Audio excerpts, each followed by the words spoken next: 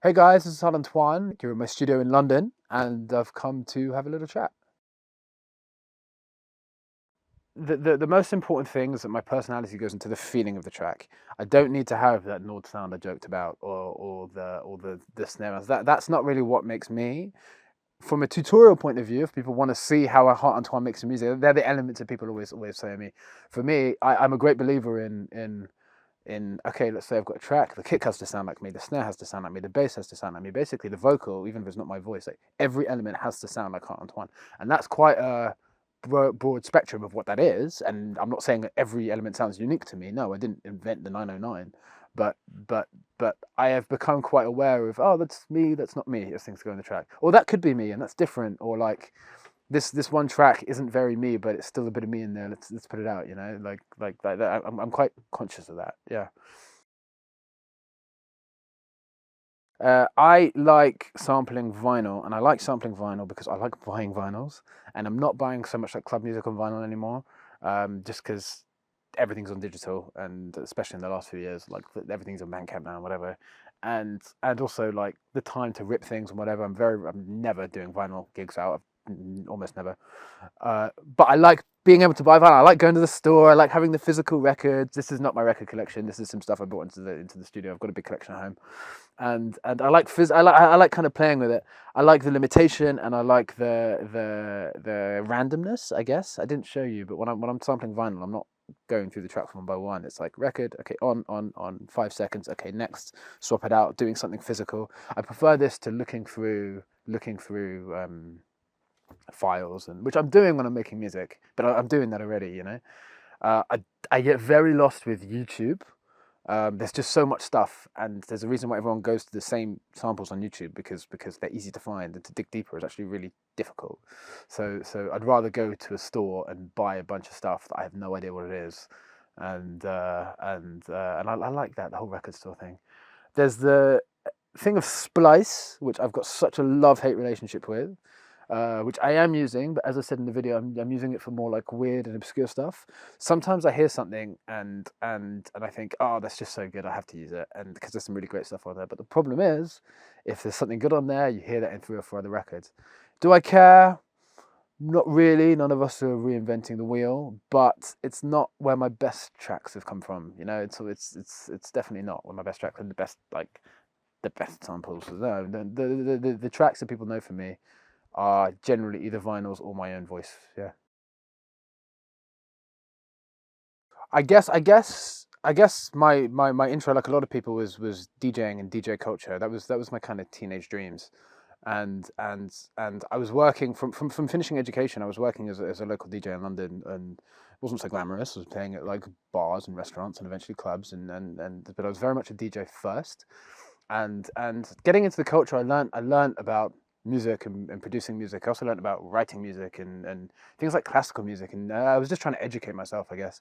But it was very, very, very much like a hobbyist approach. And then at one point, I eventually said, you know what? Let me take this a bit more seriously. Let me invest the time and a little bit of money, and let me actually pursue learning how to make music. And that was ages ago. So, yeah. Okay, this is a really, really, really, really funny question, because there's DJing, and now today in 2024, I actually don't like to call myself a DJ. I prefer to say I'm an electronic artist, because I'm making music, I'm playing it, I'm touring, I'm playing it, and I'm playing like 4 or 5 hours in a week on the weekend. Whereas before, when I said I was DJing before, I used to play every night. Like that was my job, that was my being. I was playing different types of music. I was playing where I could, which was few and far between. I was playing the house music that I loved, but I was playing in some more commercial venues. I was doing weddings. I was playing a lot of hip hop, and I was very much like a DJ. And for me, that was a much more true art form of DJing. Whereas what I'm doing now is I'm yeah, making music and I'm playing it. I'm taking my DJ experience and catalog and huge knowledge of music and all that stuff that came from there, and that's one of my outputs. Does that make sense? Yeah. When I'm playing, I'm still very much DJing. That's very much what I'm doing in that moment. I'm looking to the crowd and reading and responding. But what goes into a DJ set now is much more about like digging for music that sounds like me, that I connect to in the same way that the music that I make. making music to play in the DJ sets. And what you get is you get a DJ set in the terms of that I'm playing to the crowd, but you also get, 2 hours or whatever of me and my personality, and in a way that's adapted to the crowd and the room and the scenario, and it's a lot more artistic and it's a lot more personal than the traditional sense of DJing. But I'm a big believer that the traditional guy in the corner, whatever, that's the real DJ. That's what I used to do. I'd say I learned to produce music to a high standard before I was artistically settled. Um, I'd say I've only really felt since kind of COVID, that kind of stepping back period. That's when I really feel like I created myself as an artist and who I am, and having that time to kind of introvert and to say, like, who am I, what am I about, and all of this stuff. Kind of me as an artist has come from that. But I've been able to produce music to a high standard for years. But it was always a bit lost. I guess because I was DJing, I was playing different music, and I'd make a bit of this and a bit of that and a bit of whatever. And now that's all very useful. And I used to do lots of commissions and stuff like this. And now I don't. I just do Hardt Antoine. And so yeah, it took a long time, and but definitely longer to find myself as an artist than to learn how to make beats and mix them in the range and whatever. The most recent thing is the room itself. I was saying I worked at home. I've had this room for like a year.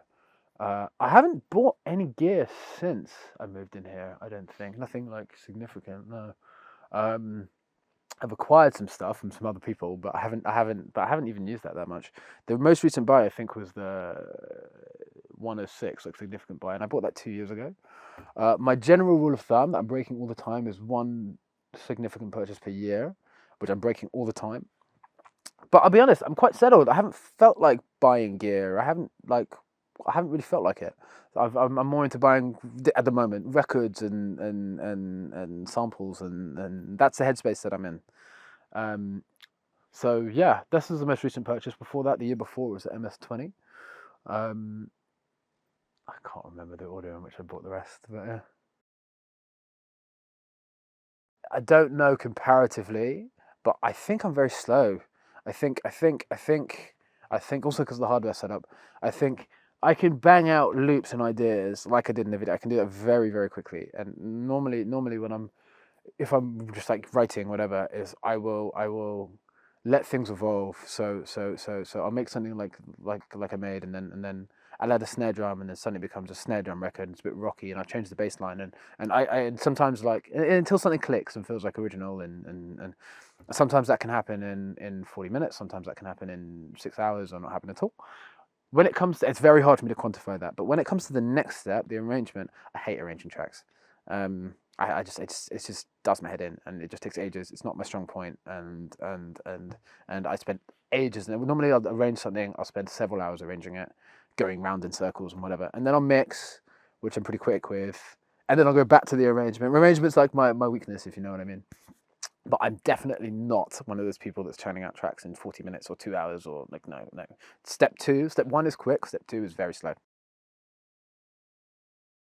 So I've actually got two labels that I'm running, one I'm running and one I'm co-running. The one that people, I guess, most associated with me is Reculture, and the brand's actually been around for a while, because before the pandemic, I was doing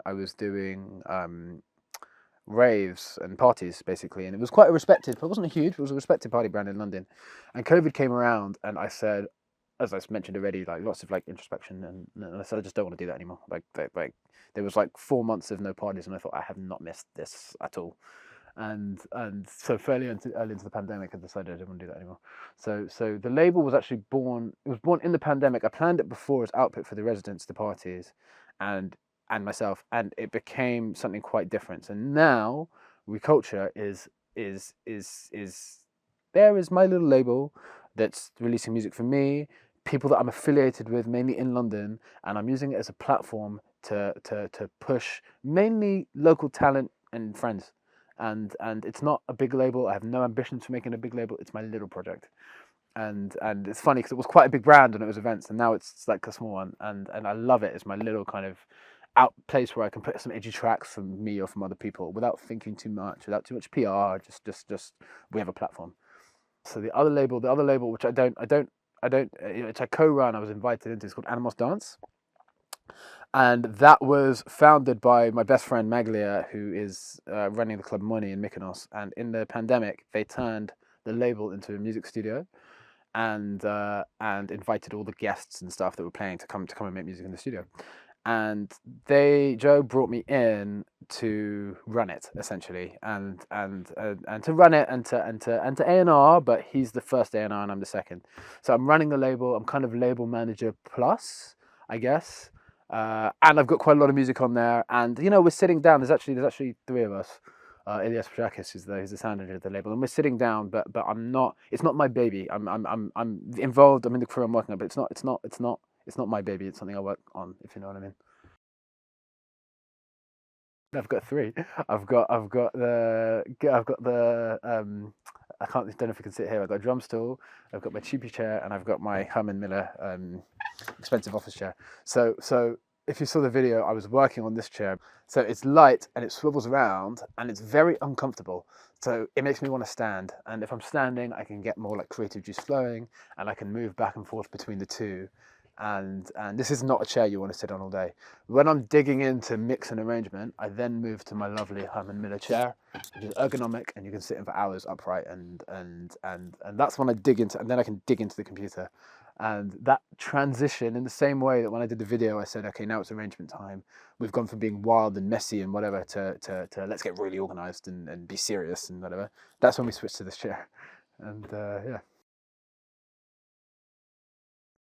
Uh, it's a bit of a cliche, but there's a reason for this, and that is as a music producer or as an artist. I'm just going to use the music producer example, but I guess it's the same for all art. Is you just have to make tons of music, just tons and tons and tons. It's really experience is a numbers thing, because you need to be able to make different types of tracks, and you need to get good at every stage of the production, the beginning, the middle, and the end. So just make tons and tons and tons and tons of music. In making tons of music, you'll learn how to do every stage, and you'll find yourself, and you find yourself from doing.